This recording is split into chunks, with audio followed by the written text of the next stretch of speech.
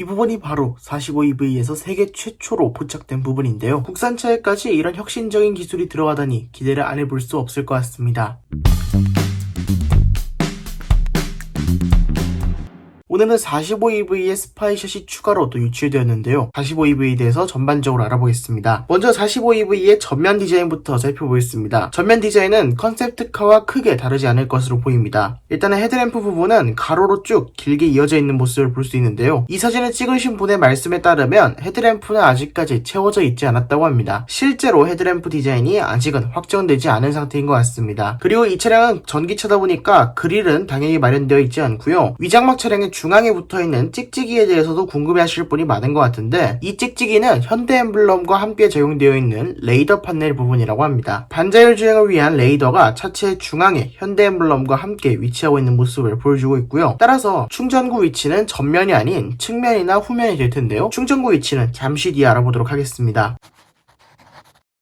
그리고 하단부에는 조그만한 그릴이 달려 있습니다. 왜 전기차인데 그릴이 필요하냐 이렇게 생각하실 분도 계신데요. 전기차라고 하더라도 배터리에 열을 식히기 위해서는 이런 냉각 장치가 반드시 필요합니다. 게다가 현대차 같은 경우에는 이제 이 45EV를 출시하면서 300W급의 전기차 충전소도 보급을 하고, 그리고 300W급 충전을 지원할 수 있도록 이 45EV를 설계한다는 계획까지 가졌으니까 이전 전기차에 비해서는 냉각 시스템이 더 필요한 것은 사실입니다. 그리고 300kW라는 속도가 잘 체감이 안 될 수도 있는데요. 300kW 같은 경우에는 테슬라의 슈퍼차저보다 조금 더 빠른 속도라고 합니다. 그리고 휠 디자인을 살펴보면 컨셉트카와는 다소 다른 휠 디자인이 탑재되어 있는 것을 알 수 있는데요. 실제로 컨셉트카와 비슷한 휠은 바로 요 휠이 되겠죠. 이 휠 같은 경우는 20인치의 사이즈를 자랑했습니다. 이런 차체에 들어가기에 굉장히 큰 사이즈였는데요. 현재 포착되고 있는 이 차량의 휠은 정확하게 몇 인치인지는 파악하기 힘듭니다. 아마도 19인치쯤 될 것 같은데요. 20인치 휠이 최고급 휠일 것으로 보이고 19인치 휠이 그보다 한 등급 낮은 등급의 휠이 되지 않을까 이런 생각이 듭니다. 타이어는 미쉐린 타이어가 적용되어 있고요. 프라이머시 AS 타이어가 달려 있습니다. 미쉐린 프라이머시 AS 같은 경우에는 전기차용으로 만든 타이어도 아니고 친환경차 전용으로 연비를 개선하고자 만든 타이어는 아닙니다. 하지만 노면 소음을 조금 줄이고 편안한 여행을 할 수 있도록 만들어 놓은 타이어답게 그립력은 스포츠 타이어에 비해서는 약간 부족할 것으로 보입니다. 하지만 기존에 있었던 전기차 타이어에 비해서는 훨씬 더 접지력이 좋고, 그리고 전비도 일정 수준 이상으로 확보할 수 있다고 생각하시면 편할 것 같습니다. 그리고 해치백이라는 점에서 포니와 비슷하다고 느끼신 분도 많을 것 같습니다. 실제로 이 차량이 언론사에서 포니를 계승했다고 많이 말을 해서 특히 더 그런 생각이 강하실 것 같은데요. 아무리 포니를 계승했다고는 하지만 실제로 본다면 포니의 생각은 전혀 나지 않는다고 합니다. 그냥 일반적인 해치백의 느낌이 더 강하고요. 포니와는 조금 다른 형태이고 포니보다 훨씬 더 큰 차량이기 때문에 실제로 이 차량을 보시면 아마 포니라는 이름을 떠올리기는 쉽지 않으실 것 같습니다. 그 다음에 여기서 세계 최초로 45EV에 적용되는 게 확인된 사양이 있는데요. 전자식 사이드 미러가 탑재됩니다. 아직 테스트용품이다 보니까 디자인은 이대로 확정되진 않은 것 같은데, 전자식 사이드 미러가 국산차 최초로 적용된다는 점에서 45EV는 굉장히 파격적으로 나온다는 그런 생각이 듭니다. 디자인은 확정된 게 아니다 보니까 이렇게 투명한 사이드 미러 커버는 적용되어 있지 않을 것 같습니다. 또한 전자식 사이드 미러를 적용한 차량이 국내에서 딱 한 차량이 더 있죠. 아우디 이트론인데요. 아우디 이트론은 사이드 미러가 전동으로 접히지 않아서 굳이 접지 않고 내리는 경우가 많은데, 이 테스트 차량에는 사이드 미러가 접혀있는 걸 봐서는 좁은 길을 많이 다니는 한국 특성에 맞춰서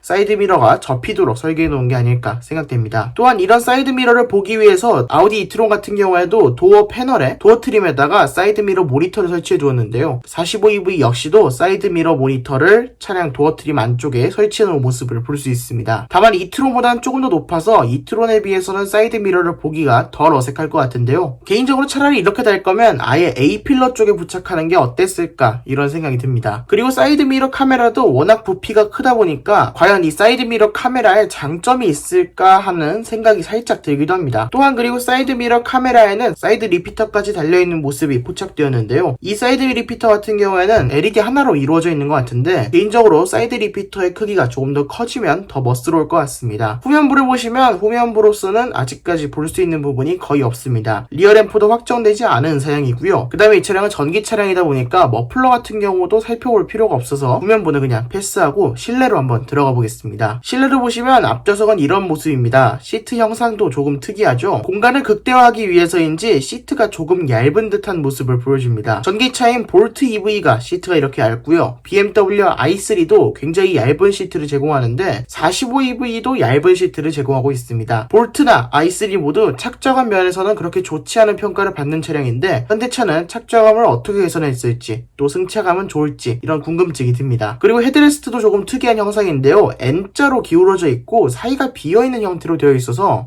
조금 특이한 헤드레스트가 적용되어 있는 것 같습니다. 또한 조수석에도 전동 시트가 적용되어서 호화로운 사양이 적용되었다고 볼 수 있는데요. 게다가 워크인 스위치까지 있는 걸 봐서는 이 차량은 굉장히 호화로운 사양이 많이 적용될 것 같습니다. 아마도 패밀리카로 쓰기에도 부족함이 없을 것 같고요. 또한 보조석에는 이렇게 릴렉션 컴포트 시트까지 달려있는 모습을 볼 수 있습니다. 그리고 뒷좌석에는 열선 시트도 제공되고 있는 모습을 보여주고요. 도어 트림 같은 경우에는 아직까지 소재가 확정적인 부분은 아니겠지만 디자인은 이 정도라고 참고하시면 될 것 같습니다. 그리고 현재 가려져 있긴 하지만 사이드 미러 카메라는 이런 식으로 바깥에서 보여져서 안쪽 모니터에 비치는 형식으로 되어 있습니다. 처음에는 조금 어색할 수 있겠지만 적응하면 그렇게까지 문제도 없지 않을까 이런 생각이 듭니다. 아까 전에 뒷좌석 열선이 있다고 말씀을 드렸는데요. 이 차량은 뒷좌석 열선뿐만 아니라 뒷좌석 공간도 꽤 넉넉한 모습을 보여준다고 합니다. 뒷좌석 공간이 이 정도로 앞좌석 시트가 확실히 얇다 보니까 공간 면에서 훨씬 더 넉넉한 모습을 보여주고 있습니다. 또한 뒷좌석 열선 시트가 적용된 것과 더불어서 B필러에 뒷좌석 송풍구까지 마련되어 있어서 이 부분도 상당히 만족스러운 부분이라고 할 수 있겠습니다. 또한 이 차량은 전기차잖아요. 전기차다 보니까 가운데 부분으로 뭔가 지나갈 게 없어서 센터 터널 없이 가운데가 평평한 모습을 보여주고 있습니다. 이런 부분도 전기차의 장점이라고 할 수 있겠습니다. 참고로 말씀드리자면 45EV는 후륜구동입니다. 테슬라 모델 3와 같이 후륜구동 기반의 4륜구동이 나올 예정이고요. 개인적으로 바라는 점이라고 한다면 테슬라 모델 3처럼 퍼포먼스 모델도 출시해줬으면 좋겠습니다. 그러면 지금까지 샤스파였습니다. 구독과 좋아요 부탁드립니다. 감사합니다.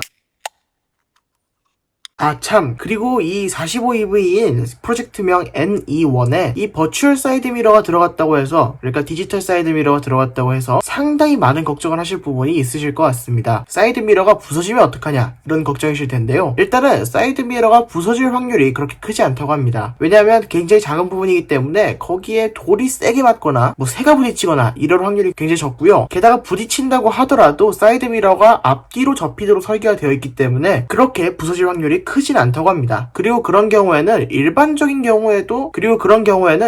차량도 쾅 부딪힐 수 있는 부분이기 때문에 그렇게까지 걱정할 부분이 아닌 것 같긴 한데요. 걱정되는 부분이 있죠. 사고가 나면 어떡하냐, 내가 벽에 끌고서 사이드 미러가 아예 떨어져 나갔으면 어떡하냐, 이런 부분이 걱정이 되실 텐데요. 일단은 아우디 이트론 기준으로 사이드 미러 교체 비용이 일반적인 미러에 비해서 더 저렴하다고 합니다. 아우디 Q7의 사이드 미러를 교환하는 데는 무려 150만원이 든다고 하는데요. 아우디 버추얼 미러를 교환하는 데는, 아우디 이트론의 버추얼 미러를 교환하는 데는 120만원이 들어서 30만원이 싸다고 합니다.